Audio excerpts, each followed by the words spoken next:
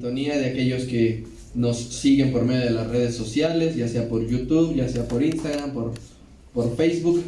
Gracias porque Dios también tiene una palabra para ustedes. Vamos a ir buscando en la palabra el libro de Apocalipsis y usted identifique el capítulo número 2. Apocalipsis capítulo 2, el último libro de la Biblia. Y cuando llegue ahí, cuando lo encuentre, me acompaña a hacer una breve oración más para pedir dirección de este momento. ¿Ya está ahí? Amén. Amén. Entonces, ore conmigo y diga: Señor, gracias porque has preparado una palabra en esta mañana para todos y cada uno de nosotros.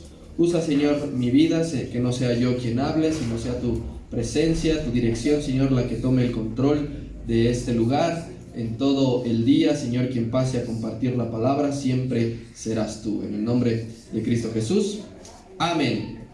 Bien, la semana pasada, queridos hermanos, la lección anterior, se concluyó específicamente lo que tiene que ver con la iglesia de Esmirna, con la ciudad de Esmirna. Fueron en total 8 lecciones en las cuales Dios nos estuvo hablando por medio del tiempo de Esmirna, por medio del ejemplo de Esmirna. Se enseñó prácticamente que se pone fin a esa persecución violenta que tuvo la iglesia por más de 200 años. O sea, estamos hablando de que la iglesia fue perseguida por 2 siglos. Se termina este periodo tan complicado de persecución, y al fin los hermanos tienen un tiempo de alivio de parte del gobierno, de parte de las autoridades. Recuerde que Esmirna fue perseguida por el imperio. Terminando su tiempo, su iglesia, el imperio ahora les trae un poco de alivio. Hubo un personaje muy importante, es un personaje muy importante tanto para la historia universal como para la historia de la iglesia. Es el emperador Constantino, ¿sí? Él es quien funda Constantinopla, y con él se empieza la división del imperio de Roma. Esto ya es por el siglo IV.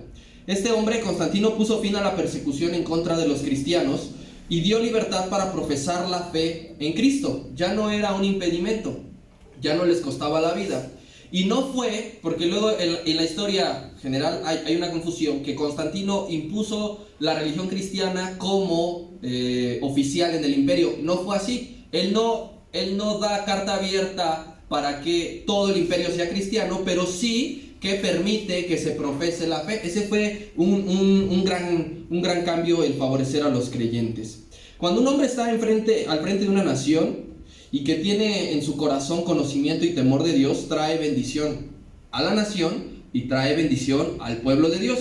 Los cristianos pasaron de ser perseguidos a contar con ciertos privilegios. Por ejemplo, los templos paganos con el que contaba en su mayoría el imperio fueron demolidos. Muchos de ellos fueron demolidos, fueron destruidos. Las posesiones de los cristianos que les habían quitado, cuando dice ustedes son pobres, se les regresaron a los que pertenecían a sus familias. Templos cristianos fueron construidos con dinero del gobierno, con dinero del imperio. El día domingo quedó como día oficial de descanso. O sea, nadie podía trabajar ese día para que los cristianos tuviesen la oportunidad de irse a remir, de irse a congregar. Y se abolió la crucifixión, ya no se ocupaba como método de muerte. Entonces, grandes enseñanzas Dios nos trajo con la iglesia de Esmirna, y ahora nos tiene preparadas otras grandes enseñanzas con otra ciudad y con otro tiempo. Así que, ¿quién quiere descubrirla conmigo? Bien, historia de la iglesia de Cristo. Esta es la lección número 17, que lleva por título En su unión con el Estado. Apocalipsis capítulo 2, y leeremos de los versículos 12 hasta el 17. Yo se lo leo, usted solamente me acompaña, y dice la palabra de Dios así: Y escribe al ángel de la iglesia en Pérgamo, el que tiene la espada aguda de 2 filos, dice esto: Yo conozco tus obras y dónde moras, donde está el trono de Satanás, pero retienes mi nombre y no has negado mi fe, ni aun en los días en que Antipas, mi testigo fiel, fue muerto entre ustedes, donde mora Satanás. Pero tengo unas pocas cosas contra ti, que tienes ahí a los que retienen la doctrina de Balaam, que enseñaba la doctrina a Balac a poner tropiezo ante los hijos de Israel, a comer de cosas sacrificadas a los ídolos y a cometer fornicación. Y también tienes a los que retienen la doctrina de los Nicolaitas, la que yo aborrezco. Por tanto, arrepiéntete, pues si no, vendré pronto a ti y pelearé contra ellos con la espada de mi boca. El que tiene oído, oiga lo que el Espíritu dice a las iglesias. Al que venciere, daré de comer del maná escondido, y le daré una piedrecita blanca, y en la piedrecita escrito un nombre nuevo, el cual ninguno conoce, sino aquel que lo recibe. Bien, queridos hermanos, en 150 años, este es un dato impresionante, en 150 años, el cristianismo creció un 10% en el imperio. Y eso es un crecimiento exponencial muy bueno, digno de glorificar al nombre de nuestro Dios. Crecer un 10% en cuanto a creyentes, en cuanto a quienes profesan la fe, fue muy bueno. Entonces en 150 años hubo este crecimiento. Con esta iglesia, la de Pérgamo, Dios vuelve a alabar una cualidad como nosotros vimos, pero también regresa a una reprensión. Con Éfeso hubo cualidad, reprensión. Con Esmirna solo hubo cualidad. Y con Pérgamo regresamos a cualidad y reprensión. Así que vamos a comenzar a ver la siguiente iglesia en este orden apocalíptico. Vamos a comenzar a ver Pérgamo. Recuerde usted en el mapa que debemos de tener siempre presente. La siguiente, por favor, Tania. Ahí nosotros vemos a Éfeso, que fue la primera iglesia. Después Esmirna y sigue Pérgamo, ¿sí? Recuerde que esto es como un tipo de reloj. Ahí nos detenemos tantito en esa imagen. Todo lo que hablemos sobre esta iglesia, queridos hermanos, abarcará del periodo 313 después de Cristo hasta el 606. Del 313 al 606 es el tiempo de Pérgamo. Es decir, que van a ser del siglo IV hasta el siglo VII, ¿sí? Entonces, se inicia el tiempo de Pérgamo, se inicia la iglesia de Pérgamo con el edicto que decretó Constantino, que se llamó Milán, ¿sí? Este edicto fue tras que Constantino ganó la batalla del puente de Milvio, y fue porque él recibió, según cuentan los historiadores, que él recibió en visión que iba a ganar esa batalla y que le fue manifestada y revelada la cruz, y por lo tanto fue el símbolo de todas sus batallas. Constantino gana esta batalla que fue crucial en su gobierno, y a partir de ahí él entiende que Cristo le estaba hablando para algo importante. Vamos a mencionar rápidamente algunas características de la ciudad de Pérgamo, de la iglesia de Pérgamo. Nosotros podemos ver ahí que entonces primero Éfeso, Esmirna y después Pérgamo. Pérgamo está a una distancia de Éfeso de 150 kilómetros, y con respecto a Esmirna son 100 kilómetros de diferencia.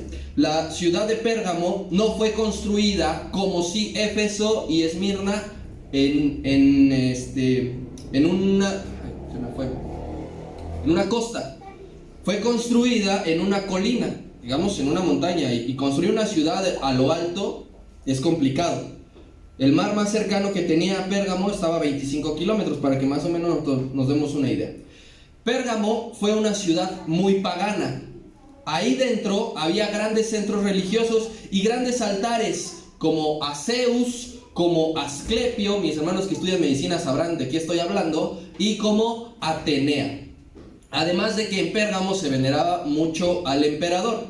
¿Quiénes fueron entonces los que dedicaron la ciudad de Pérgamo al paganismo? Fueron los persas. Recuerde, un imperio que también dominó durante mucho tiempo. Ellos decidieron trasladar su centro religioso a la ciudad de Pérgamo. Pérgamo también era una ciudad muy cultural.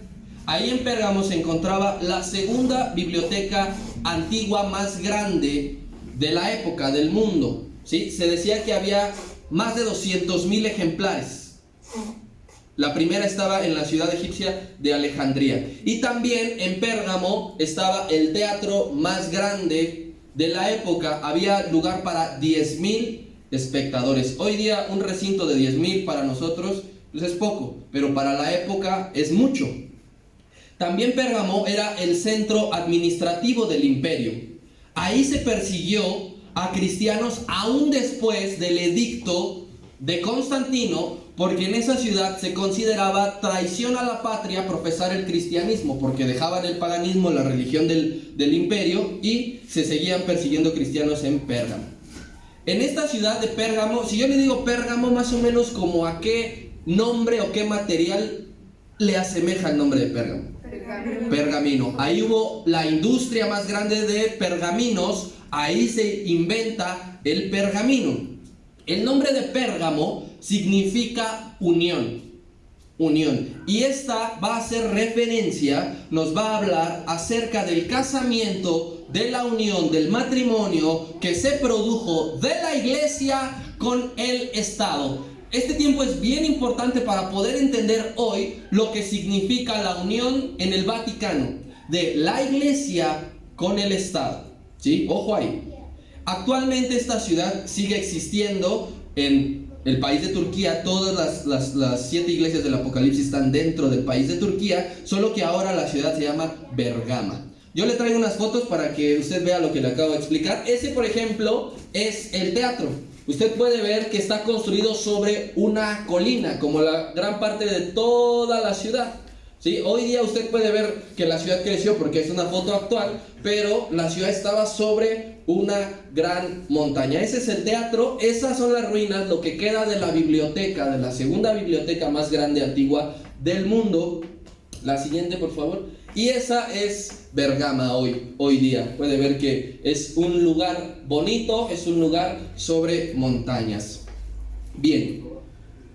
Recuerde usted, hermano, que el diablo dentro de la palabra de Dios es llamado con distintos nombres. Se ocupa para referirse a Satanás de distintas maneras. Uno de ellos es mencionado que está como un león rugiente buscando a quien devorar. A quien devorar. Esta ferocidad nosotros ya la estudiamos, ya la vimos con toda la persecución que trajo sobre los cristianos, ¿sí? Pero también dentro de la palabra de Dios lo vamos a encontrar que se refiere a Satanás como un ángel de luz, ¿sí? Entonces, vamos a ver por qué se refiere también en este término, porque también trajo aspectos negativos esta unión iglesia-estado. Otros ya vimos los beneficios que trajo que Constantino permitiera al cristianismo profesarse, pero vamos a ver ahora aspectos negativos que se trajeron, que acarreó esta unión.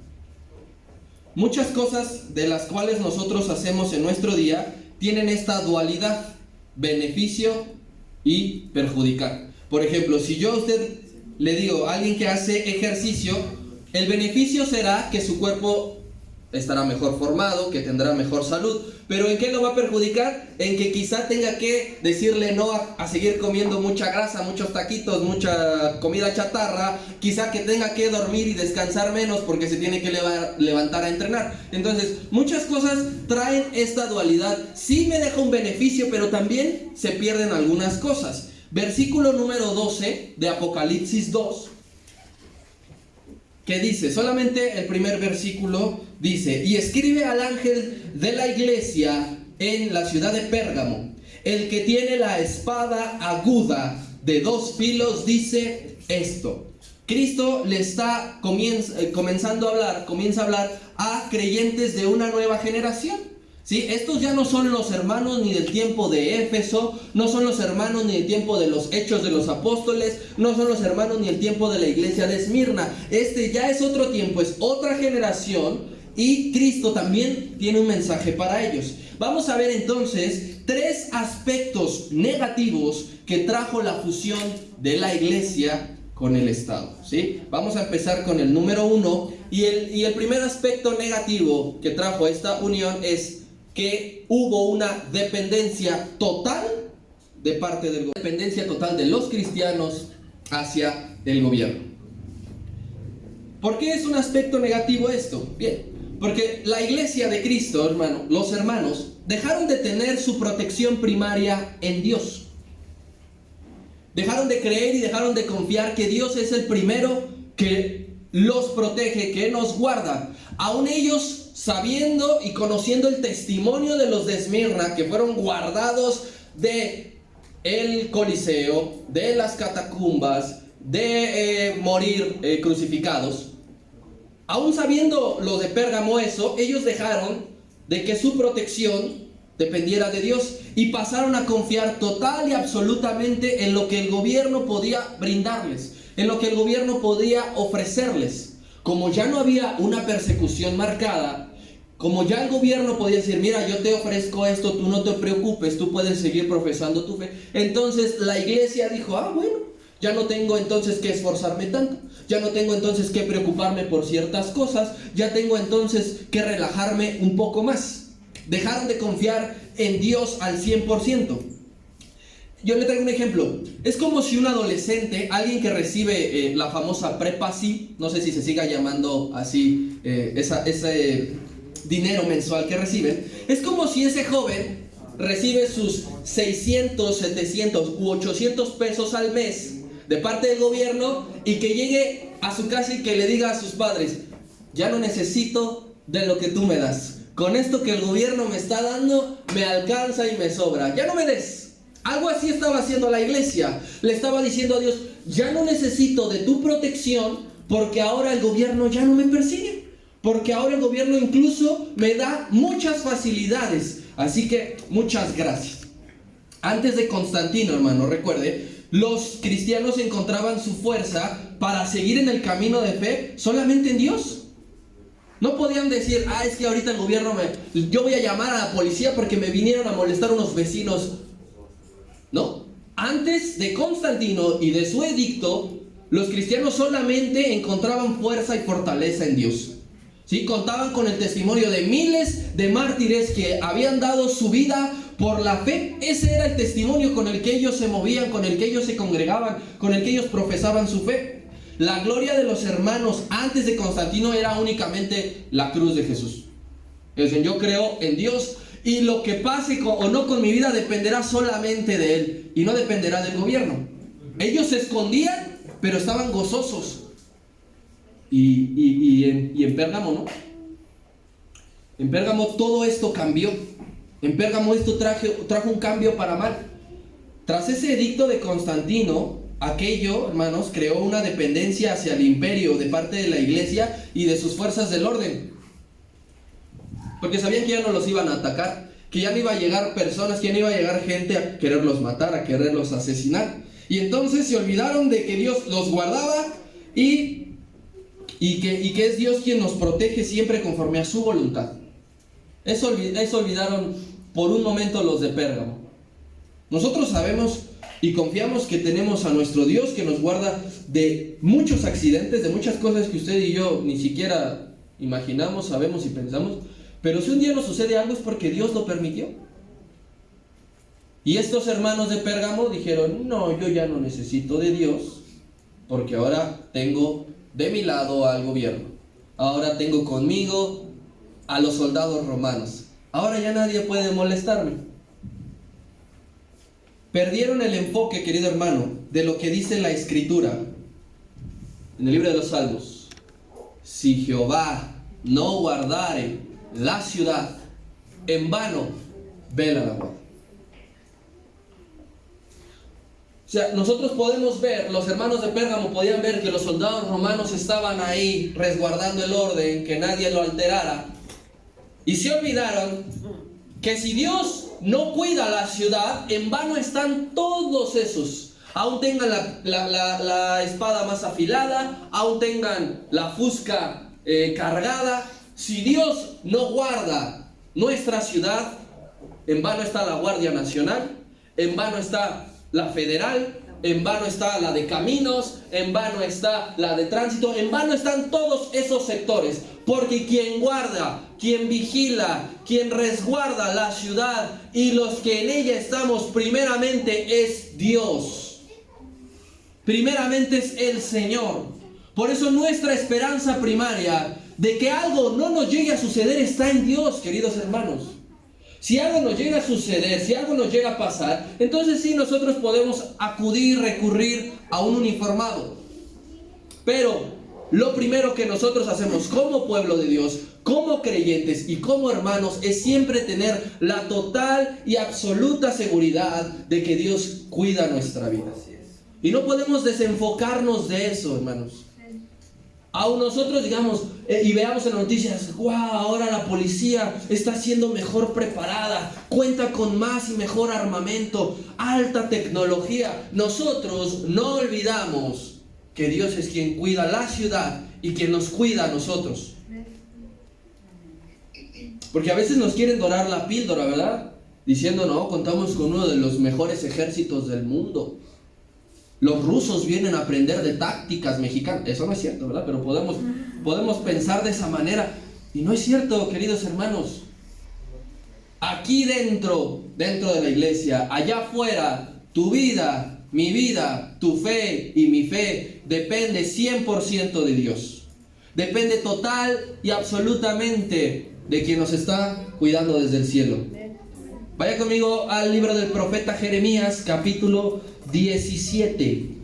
Vea lo que dice Dios por medio de este profeta. Y dice, así ha dicho Jehová, maldito, le irá mal al varón que confía en el hombre y pone carne por su brazo y su corazón se aparta ¿de quién? De Jehová. Lo que hizo la iglesia de Pérgamo. Dejó de confiar en Dios y comenzó a confiar en los hombres. Comenzó a confiar en lo que el emperador había dicho y había dejado. Comenzó a confiar en el grupo de 50 o de 100 soldados romanos que resguardaban la ciudad. En ese mismo capítulo, versículo 7. Y vuelve a recordar el Señor. Así como es maldito el varón que confía en los hombres, bendito el varón que confía en Jehová y cuya confianza ¿en quién está? En Jehová.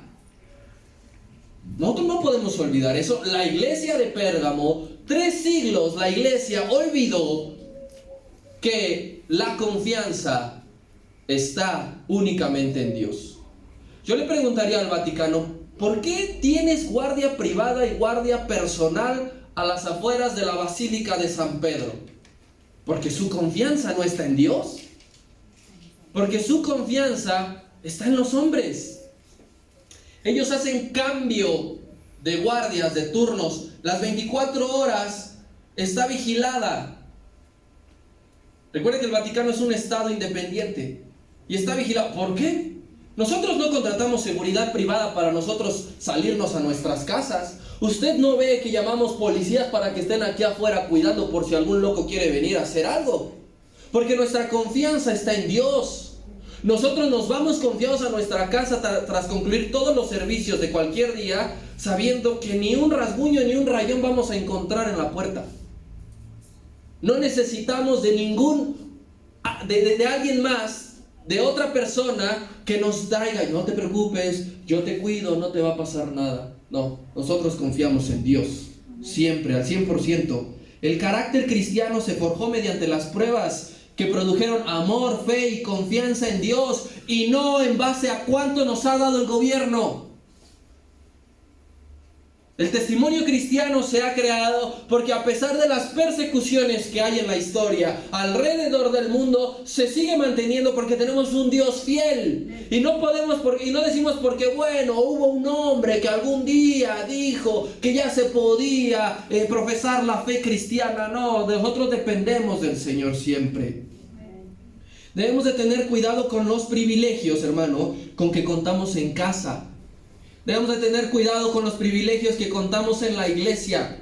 Debemos de tener cuidado con los privilegios que contamos en el trabajo, con los privilegios que contamos en la nación. Debemos de tener cuidado.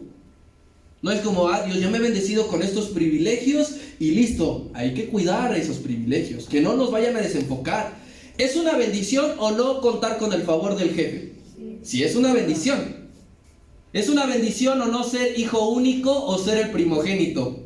Sí, es una bendición. Pero, ¿es una bendición también pasar al frente de la iglesia? Es una bendición pasar al frente. Pero siempre, queridos hermanos, sea cual sea tu caso, siempre debemos depender total y absolutamente y únicamente del Señor Jesucristo. Tú vas a tu trabajo y te tratan de una manera especial, que eso no te vaya a desenfocar. Que eso no vaya a hacer que dejes de trabajar menos que los demás. Que eso no haga que se te suba. Dale las gracias al Señor porque Él puso gracia en los ojos de aquella persona, de tu jefe, para que tú cuentes con ese favor. ¿Sí? Tú tienes la bendición de pasar, aunque sea para moderar, para dirigir la oración, para compartir la palabra. Dale gracias al Señor porque Él puso esa gracia en ti, porque puso ese llamado en ti, porque vio algo en el pastor para decirte, Dios te está llamando y Dios te usa en esta área. Que el privilegio con el que cuentas, hermano, no te desenfoque y no te olvide que estamos aquí por Dios, que permanecemos por Dios. ¿Quién dice amén? Amén. Ese mismo privilegio con el que contamos puede hacer que ya no nos esforcemos tanto. La iglesia ya no se esforzaba tanto. Ya contaba y gozaba con el favor del gobierno, ya no se esforzaba tanto. No dejemos de depender de Dios, hermano, no nos desviemos por esta parte. El cristianismo luchó por no cambiar la protección del cielo por la tierra. Y nuestra protección viene del cielo. Nuestra protección viene del cielo. Cuando a Cristo lo querían despeñar, no le pasó nada porque su protección venía del cielo. No había ningún tipo de soldado o guardaespaldas atrás de ellos, atrás de Cristo, diciéndole no le haga nada, no lo toquen. Su protección venía del cielo y la iglesia debe tener cuidado de seguir manteniendo eso. Hay ministros alrededor del mundo que viajan con guardaespaldas y seguridad privada. ¿Qué es eso? ¿Qué es eso? Dios no va a permitir que algo le pase a tu vida. Dios no va a permitir que el diablo te toque sin que el Señor lo permita. Bien, entonces el primer aspecto negativo es que dejaron de depender totalmente de Dios. El segundo aspecto negativo es que todos tenían libre acceso a la iglesia. Y usted podría decir, qué bueno, qué padre, eso es digno de alabanza, eso es digno de reconocerlo. Pero la cuestión aquí es que se estaban mezclando los que sinceramente iban a buscar a Dios para adorarle, para estar en compañía de sus hermanos. En cada reunión se estaban mezclando ellos con los que solamente iban a buscar sacar algún tipo de beneficio personal. Como ya había un libre acceso, ya cualquiera podía entrar sin necesidad de que se le enjuiciara, sin necesidad de que se le sentenciara a muerte. Entonces todo el mundo empezaba a entrar a las iglesias, pero estaban los que sí buscaban a Dios y estaban los que decían, aquí puedo sacar este beneficio, puedo aprovecharme de esto, como por ejemplo el económico. Se involucraban dentro de la comunidad, hermano, solo para vender sus productos, solo para vender, yo sé hacer este oficio por si necesitas, yo cuento con esto, y realmente no les interesaba un compromiso con Dios, sino vieron que había un grupo de gente, vieron que había mujeres que les gustaba vestir bien y dijeron, de aquí soy. Y entonces iban y entraban a las iglesias y decían, sí, amén, amén, gloria a Dios. Y terminando los cultos se acercaban, oye, mira, te ofrezco. También estaban, queridos hermanos, los que por medio de la iglesia buscaban sacar provecho para algún cargo político, ¿sí? Para postularse. Y es así como en la iglesia se empezó a crear y a surgir el proselitismo. Empezaron a ocupar la iglesia para decir, el hermano tal va a postularse para tal puesto, vamos a orar por él y todos a votar por él, amén, gloria a Dios, Dios quiere ponerlo ahí. Y empezaban a desviar lo que verdaderamente significaba reunirse, lo que verdaderamente significa congregarse. Ellos empezaban a apoyar a tal o cual persona simplemente por el hecho de decir, es que es cristiano. No sé si alguien recuerda los posts de López Obrador. En uno de ellos, él dijo que era cristiano. Él dijo que era cristiano. Y entonces, muchos cristianos empezaron a decir, no, este es el indicado. Este es el hombre que Dios puso. Vamos a votar por él. Sabía perfectamente López Obrador que soltando ese gancho iba a ganar muchos votos. ¿Y qué de cristiano tiene ese muchacho? ¿Qué ha manifestado? ¿Qué ha dicho? No se atreve a decir ni siquiera un Dios te bendiga en sus mañaneras, en sus matutinas.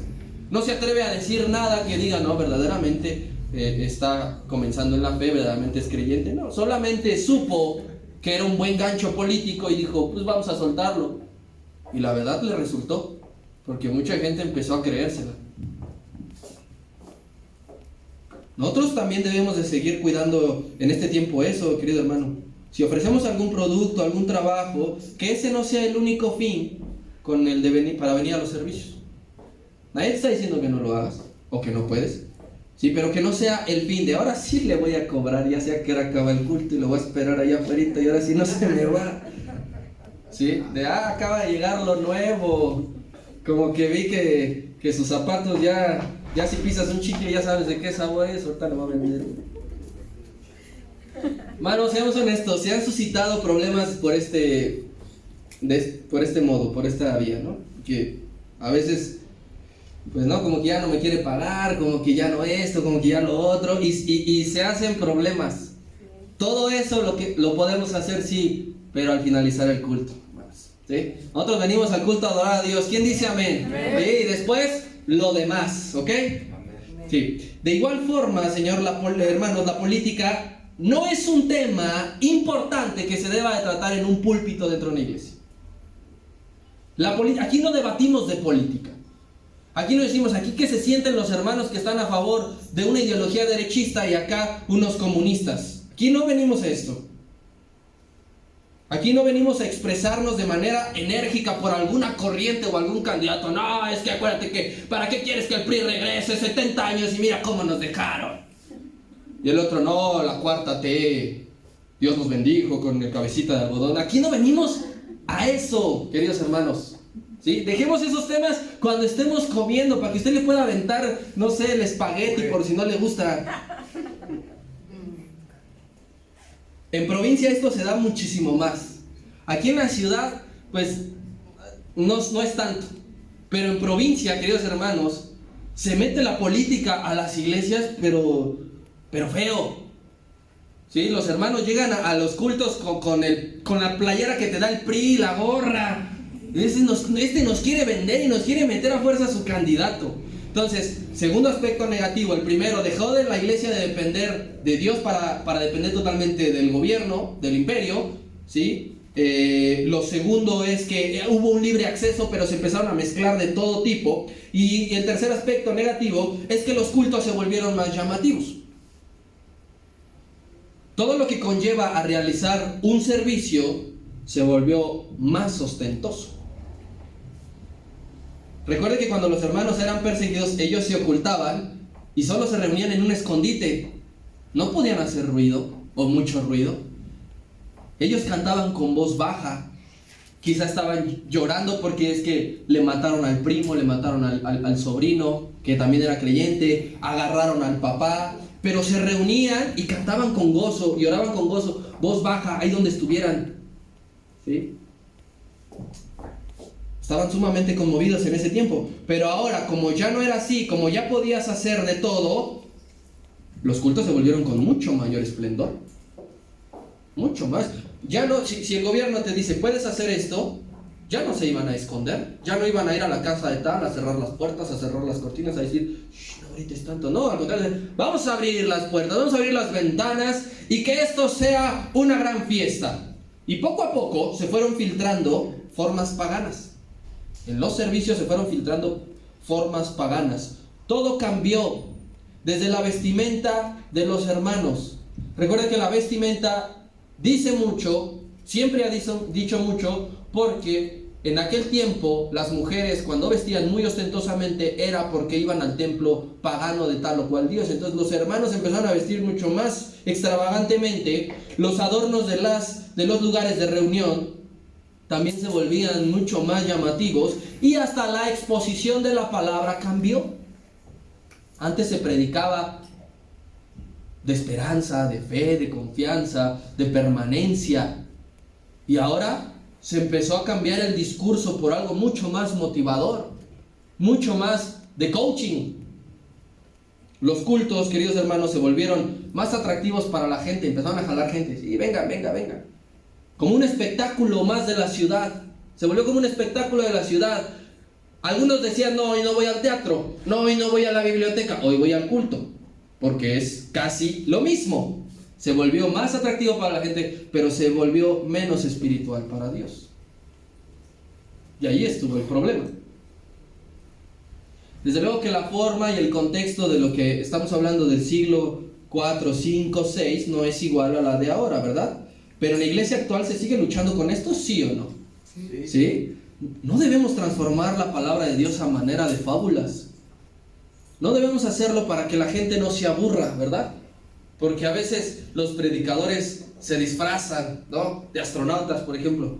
Una vez vi uno que entró desde una moto así, y su púlpito era como un velocímetro de auto, y él disfrazado de autos de carreras, ¿no? Para hablar sobre el tema de la carrera de la fe. Queremos entretener a la gente a veces con la palabra. O sea, quien verdaderamente viene a buscar a Dios, con escuchar lo que viene aquí es suficiente. Decimos, no, pues es que ahora como que no acompañó con su vestimenta. Como que ahora no, pues no hizo alguna otra cosa que me mantuviera despierto. No debemos adoptar un ritmo musical en la alabanza con tal de que tengamos presencia juvenil aquí. Sí, porque los jóvenes van a decir, es que tocan puras canciones de viejitos. Puras canciones bien lentas. Y a mí me gusta el ruido, la guitarra eléctrica, cuando suena la batería, así a todo. Y a veces la iglesia dice, vamos a meter este canto, oye, pero no es bíblico, no importa, pero el ritmo está bien padre, con tal de que veamos a la gente brincar y danzar. Aquí, aunque sean cantos lentos, si tú quieres considerarlos viejitos o himnos, lo importante es que se alabe al Señor. ¿Sí? No vengas con la mentalidad de, bueno, voy a ver ahora qué tal ensayaron los de alabanza, si la unieron bien o no la unieron bien, si la nota queda o no queda. Eso no es lo importante. Y en la iglesia de ese tiempo se empezó a volver así. Tan solo, queridos hermanos, debemos estar conscientes que para realizar un culto, lo más importante es un corazón sincero.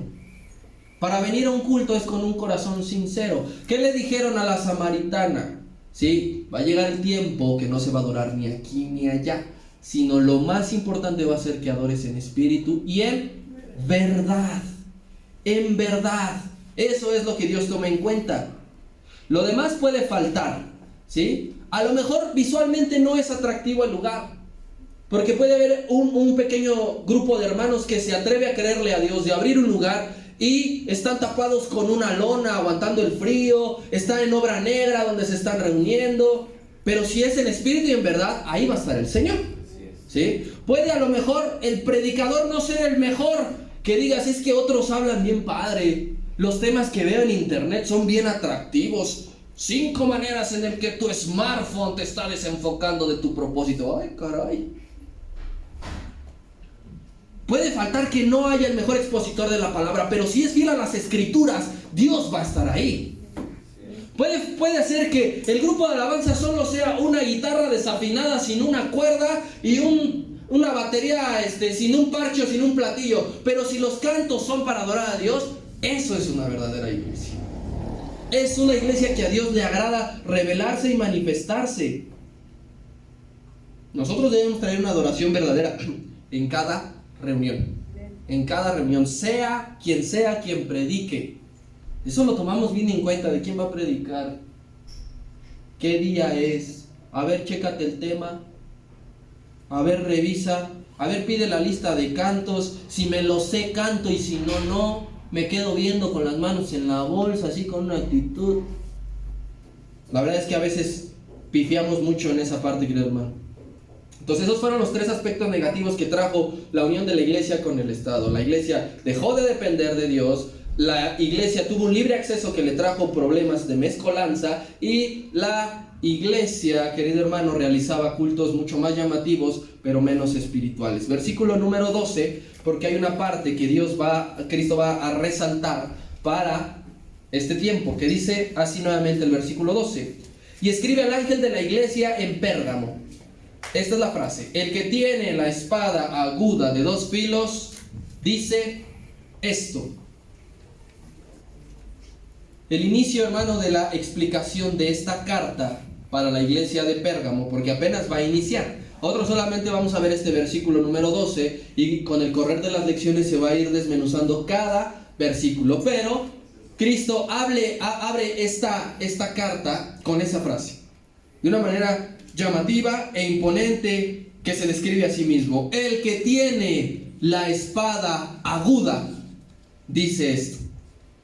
Es una forma que Dios está describiendo a sí mismo y que resalta su poder y su autoridad y su dominio. Yo tengo la espada aguda, y pongan atención todos, porque voy a hablar no solamente al tiempo de Pérgamo, voy a hablar al tiempo de cualquier otra iglesia que venga después.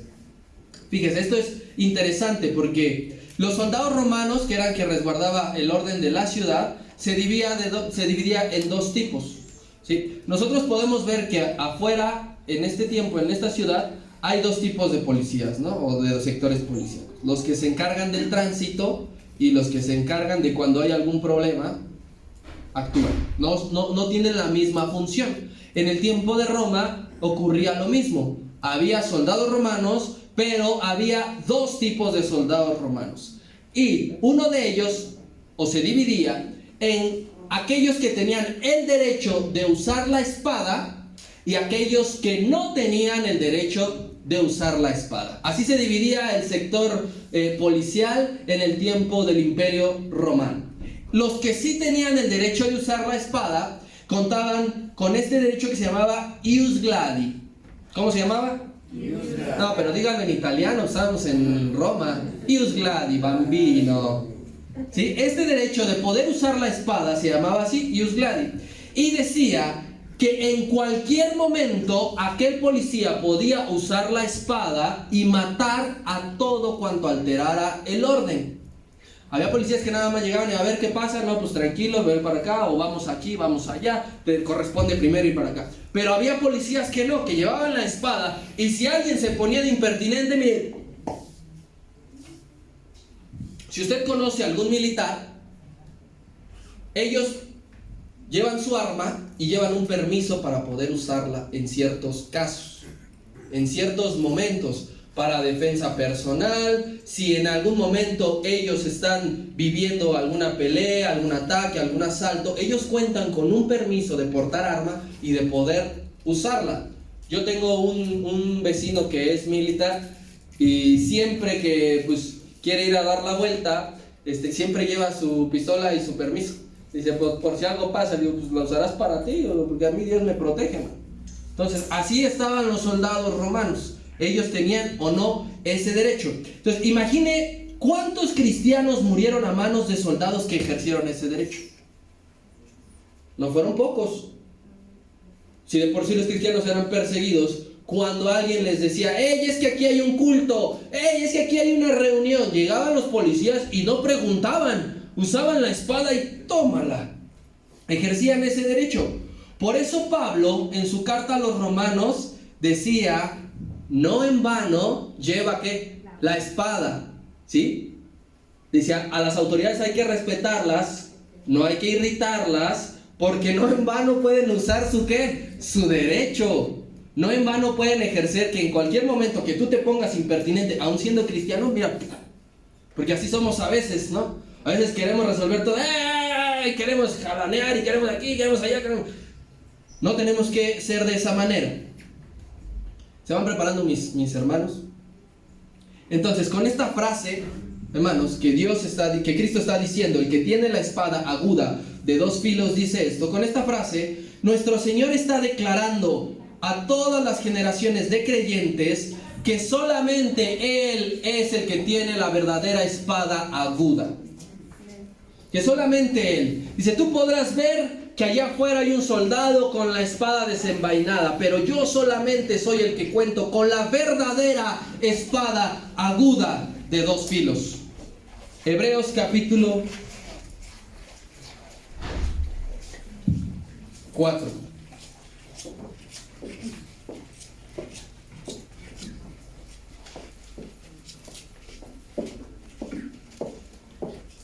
Hebreos capítulo 4, versículo 12. Esta es la verdadera espada aguda de dos filos que está declarando Cristo. Y dice así, porque la palabra de Dios es viva y es eficaz, y es más cortante que toda espada de dos filos. Porque mi espada penetra hasta partir el alma, hasta partir el espíritu, hasta partir las coyunturas, hasta partir los tuétanos, y además discierne los pensamientos y las intenciones del corazón.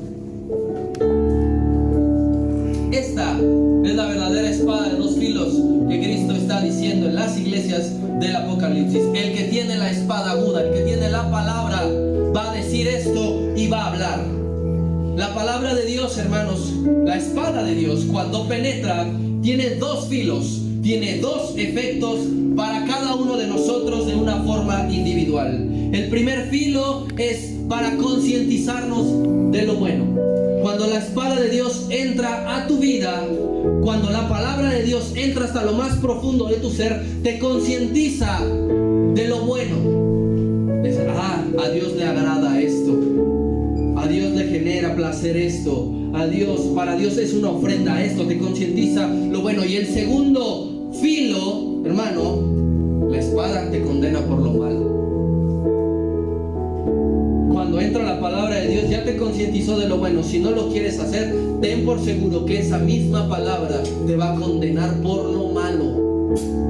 Por lo que había dicho, te hablé, penetré hasta tu alma, hasta tu mente, a lo más profundo de tu ser. Te hablé lo que era bueno, lo que era recto, y no quisiste hacer caso. Ahora el efecto del segundo filo es condenar. Eso para cada uno de nosotros de forma individual. Y para las iglesias, queridos hermanos, también hay un doble filo de la palabra de Dios. El primer filo es que por un lado nos anima a continuar.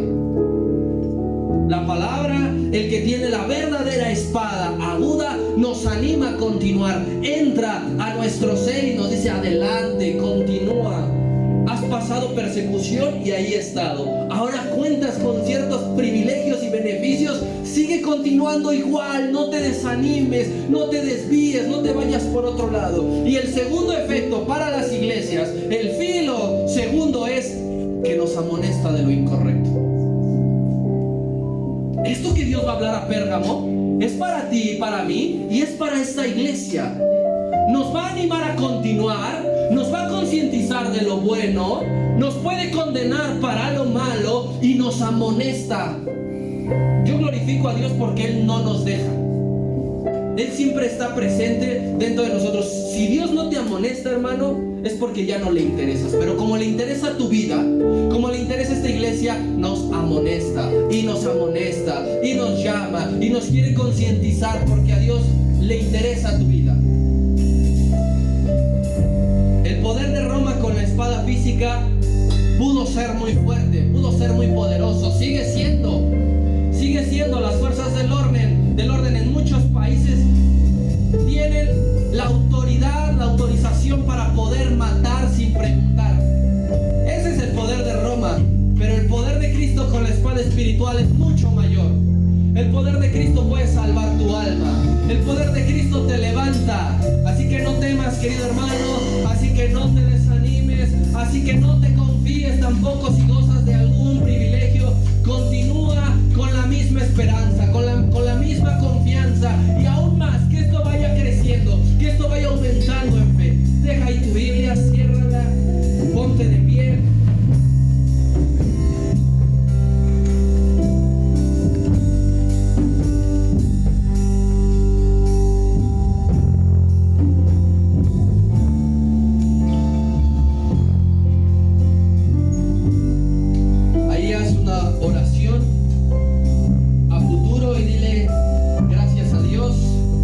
Porque nos va a enseñar grandes cosas por medio de este tiempo.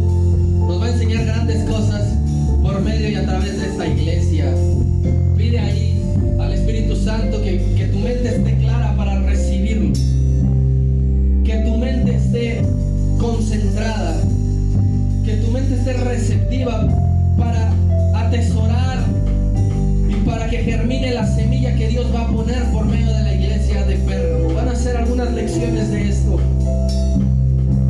Son 5 versículos los cuales Dios nos va a dar bien duro, pero es necesario, no nos conformemos nada más con que Dios nos diga: lo hiciste bien en esto. También recibamos lo de: pero tengo cosa contra ti. ¿Qué es esto? Lo necesitamos. A Dios le agrada una ofrenda completa, así que dile: gracias, Señor, porque vas a preparar a los hermanos, vas a preparar los días, vas a preparar los temas, vas a hablar, Señor, a cada uno conforme nos vaya tocando, Señor, y estaremos gozosos de recibir la reprensión. Estaremos gozosos, Señor, de entender qué es lo que hemos venido estando haciendo mal, de saber, Señor, que hay mucho que corregir todavía, que hay mucho todavía que cambiar y que nos sigas transformando. Nuestra confianza